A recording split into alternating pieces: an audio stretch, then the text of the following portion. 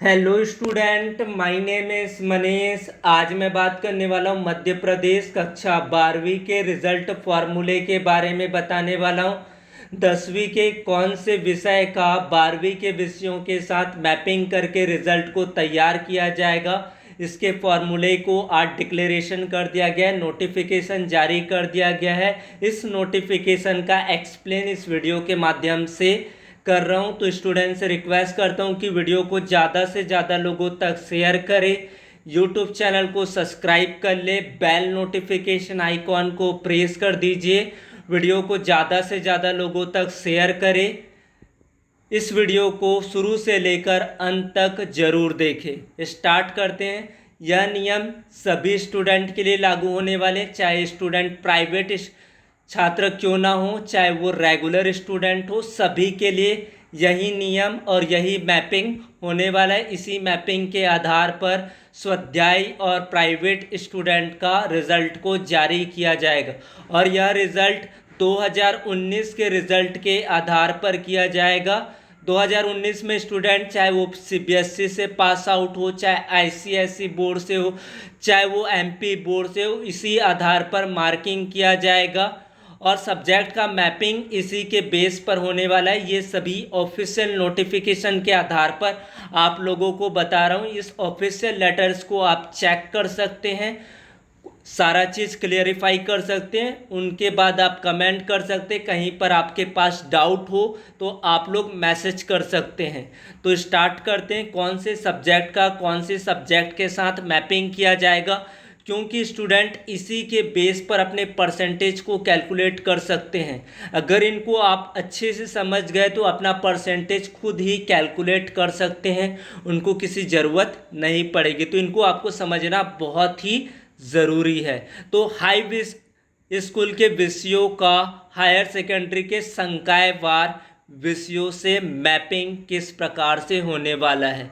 सबसे जो पहला सब्जेक्ट है लैंग्वेज, यानी कि हिंदी। हिंदी में भी दो प्रकार के विषय होते हैं, सामान्य हिंदी और विशिष्ट हिंदी। तो सामान्य हिंदी का सामान्य हिंदी के साथ मैपिंग किया जाएगा और विशिष्ट हिंदी का विशिष्ट हिंदी के साथ मैपिंग किया जाएगा। सेकंड सब्जेक्ट है आपका इंग्लिश। इंग्लिश भी दो प्रकार के होते हैं, स्पेशल इंग्लिश और जनरल इंग्लिश।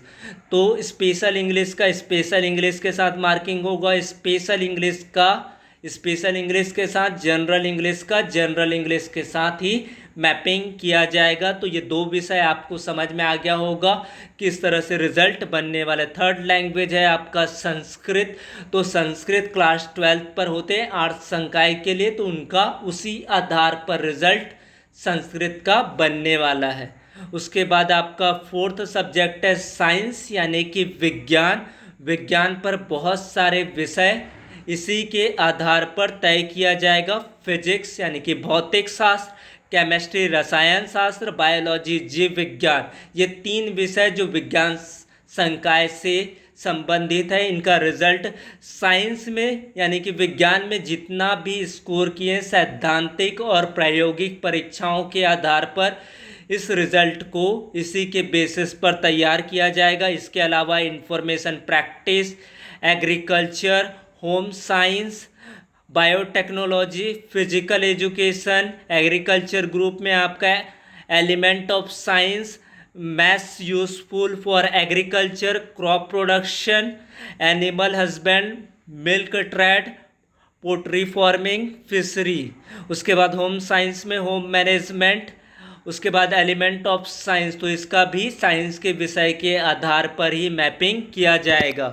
मैथ्स सब्जेक्ट से दो सब्जेक्ट का मैपिंग किया जाएगा और बहुत ही इम्पॉर्टेंट सब्जेक्ट है मैथमेटिक्स, यानी कि गणित। गणित के आधार पर दो विषय को रिजल्ट इसी के आधार पर बनने वाले हैं। एक है आपका मैथ्स संकाय के लिए और एक है कॉमर्स संकाय के लिए। मैथ्स यानी कि मैथमेटिक्स का तो मेन सब्जेक्ट ही मैथ्स होता है, तो यहाँ पर मैथ्स का रिजल्ट मैथ्स के बेसिस पर ही बनेगा।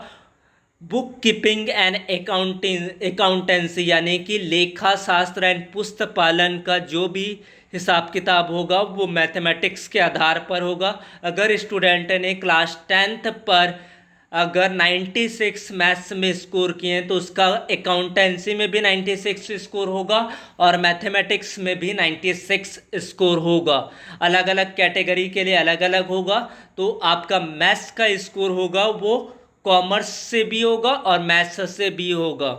सोशल साइंस, यहाँ से history, geography, political science, economics, Indian music, drawing and designing, sociology and psychology. Commerce group से, क्योंकि ये भी है कॉमर्स ग्रुप में भी आते हैं ये, बिजनेस स्टडीज़, इकोनॉमिक्स यानी कि आपका व्यवसाय अध्ययन, और इकोनॉमिक्स यानी कि अर्थशास्त्र का सामाजिक विज्ञान से किया जाएगा, इतिहास, भूगोल, राजनीति विज्ञान और आपका अर्थशास्त्र ये इसी से ही कंसिडर होगा। इसके अलावा और भी ग्रुप्स है, drawing and painting, still life and designing, history of Indian arts and world arts, इसी के आधार पर किया जाएगा। तो स्टूडेंट को समझ में आ गया होगा कि कौन से सब्जेक्ट का किस आधार पर किया जाएगा। तो आपको एक एग्जाम्पल के माध्यम से एक्सप्लेन करता हूँ। अगर किसी का साइंस में 90 स्कोर है, यानी कि उन्होंने विज्ञान में 90 स्कोर लाए हैं, अगर वो पीसीबी यानी कि फिजिक्स, केमिस्ट्री और बायोलॉजी से बिलोंग करते हैं, तो उनके सभी सब्जेक्ट पर फिजिक्स पर 90 स्कोर होगा, केमिस्ट्री पर 90 स्कोर होगा और बायोलॉजी पर भी 90 स्कोर होगा। तो उनकी जो भी मार्किंग होगा फिजिक्स, केमिस्ट्री और बायोलॉजी का 90 होगा। जैसे कि कोई स्टूडेंट ने अगर जो पीसीएम से है, अगर उन्होंने 90 स्कोर किया तो उसका फिजिक्स में 90 होगा, केमिस्ट्री में 90 होगा, और सपोज उन्होंने मैथमेटिक्स में 92 किया तो उनका 92 स्कोर मैथमेटिक्स में होगा। तो इस बेसिस पर परसेंटेज को कैलकुलेट किया जाएगा और बेस्ट विषयों के आधार पर रिजल्ट को जारी किया जाएगा और इसी मैपिंग के आधार पर पूरा रिजल्ट तय होगा, चाहे वो किसी भी बोर्ड से बिलोंग करते हो।